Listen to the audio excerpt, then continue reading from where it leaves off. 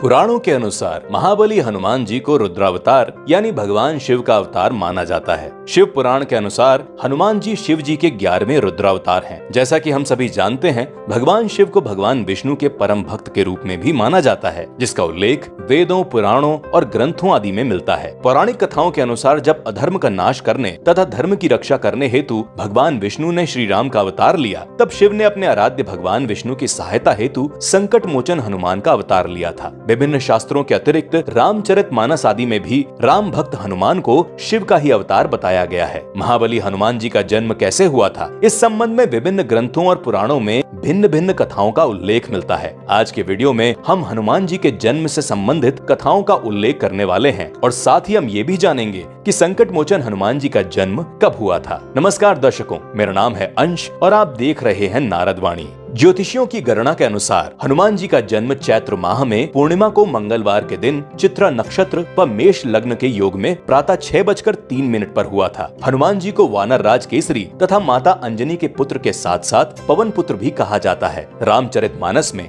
हनुमान जी के जन्म के संबंध में जो वर्णन किया गया है, उसके अनुसार हनुमान जी का जन्म ऋषियों द्वारा दिए गए एक वरदान से हुआ था। एक कथा के अनुसार वानर राज केसरी एक दिन विचरण करते हुए प्रभास तीर्थ के समीप जा पहुँचे, जहाँ पहुंचकर उन्होंने देखा कि ढेरों ऋषि समुद्र के किनारे यज्ञ व हवन पूजन कर रहे हैं। तभी वहां अकस्मात कहीं से एक अत्यंत विशालकाय हाथी आ पहुंचा और आते ही ऋषियों की पूजा में विघ्न डालने लगा। उस उद्दंड हाथी के कारण ऋषियों की पूजा में व्यवधान उत्पन्न होने वाले इस दृश्य को देखकर वानरराज केसरी को उस हाथी पर क्रोध आ गया और उनसे रहा न गया। उन्होंने उसी क्षण पर्वत के शिखर से छलांग लगा दी और उस विशालकाय हाथी के दांत तोड़ दिए। उस पर भी जब हाथी नहीं माना तो उन्होंने उस हाथी का वध कर दिया। वानरराज केसरी के इस पराक्रम और आस्था से ऋषिगण अत्यंत प्रसन्न हुए और उन्होंने वानरराज केसरी को एक असाधारण पुत्र का वरदान दे दिया। ऐसा बलशाली पुत्र जो रुद्र के समान हो, इच्छानुसार रूप धारण कर सके तथा पवन के समान पराक्रमी हो। तत्पश्चात माता अंजनी ने महाबली हनुमान को जन्म दिया। एक अन्य कथा के अनुसार एक दिन सूर्यास्त के समय माता अंजनी मानव रूप धारण कर पर्वत के शिखर की ओर जा रही थी। डूबते सूर्य की लालिमा से उत्पन्न उस मनोरम दृश्य को निहारती माता अंजनी को सहसा यह आभास हुआ जैसे कोई उनके वस्त्र खींच रहा है। अकस्मात ही अत्यंत वेग से चलते वायु से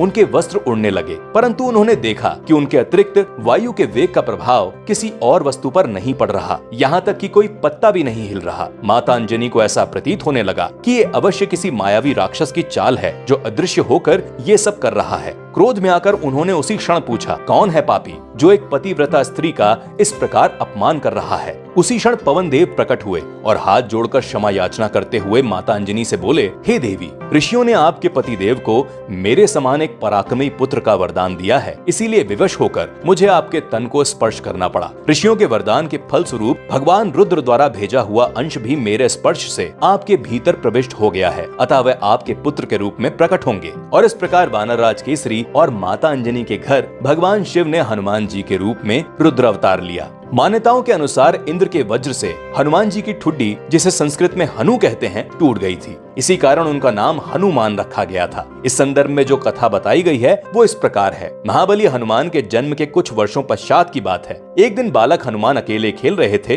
तभी उनको भूख लग गई और उन्होंने उगते सूरज को देखा तो उन्हें लगा कि ये कोई फल है। वे सूर्य को पकड़ने हेतु आकाश में उड़ने लगे। सूर्यदेव को लगा नन्हा बालक है, स्वयं ही थक हार कर लौट जाएगा। इस कारण उन्होंने अपने तेज से बालक हनुमान को जलने नहीं दिया। पवन पुत्र हनुमान अत्यंत वेग से सूर्य तक पहुंच गए और जिस समय उन्होंने सूर्य को पकड़ने के लिए हाथ बढ़ाया, उसी समय राहु भी सूर्य पर ग्रहण लगाने वाला था। जैसे ही हनुमान जी ने राहु का स्पर्श किया, भयभीत राहु वहां से भागकर इंद्र के पास जा पहुंचा और उनसे प्रार्थना करने लगा, हे देवराज, अपनी क्षुधा शांत करने हेतु आज अमावस्या के दिन जब मैं सूर्य को ग्रस्त करने गया, तब देखा कि दूसरा राहु सूर्य को पकड़ने जा रहा है, जबकि सूर्य और चंद्र पर ग्रहण का अधिकार आपने बस मुझे ही दिया था।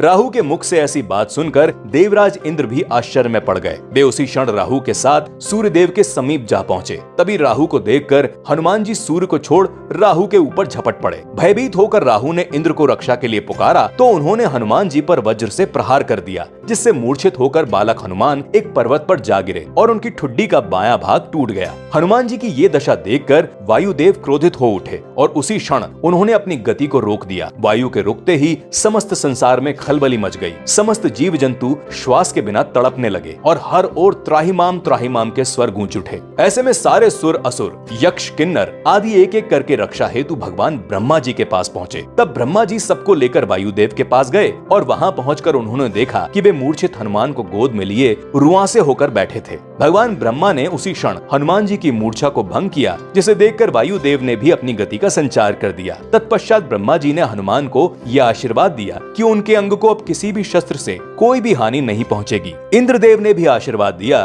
कि आज से इस बालक का नाम हनुमान होगा और इसका तन वज्र से भी कठोर होगा। सूर्यदेव ने हनुमान को उनके तेज का शतांश प्राप्त होने के साथ साथ शास्त्र मर्मज्ञ होने का भी आशीर्वाद दिया। वरुण देव ने आशीर्वाद देते हुए कहा, मेरे पाश और जल से ये बालक सदा सुरक्षित रहेगा। यमदेव ने हनुमान को अवध्य और निरोग होने का आशीर्वाद दिया। इसके साथ ही अन्य देवगणों ने भी महाबली हनुमान को अमोघ वरदान दिए। महाबली हनुमान अपने इस नाम के अतिरिक्त भी अनेक नामों से प्रसिद्ध हैं, जिनमें बजरंग बली, संकट मोचन, केसरी नंदन, महावीर, मारुति नंदन, अंजनी सुत, पवन पुत्र, कपीश तथा शंकर सुवन आदि प्रमुख हैं। हमें आशा है कि महाबली हनुमान पर आधारित नारद वाणी का ये वीडियो आपको अवश्य पसंद आया होगा। तो मिलते हैं अगले वीडियो में किसी अन्य रोचक कथा के साथ। तब तक के लिए नमस्कार।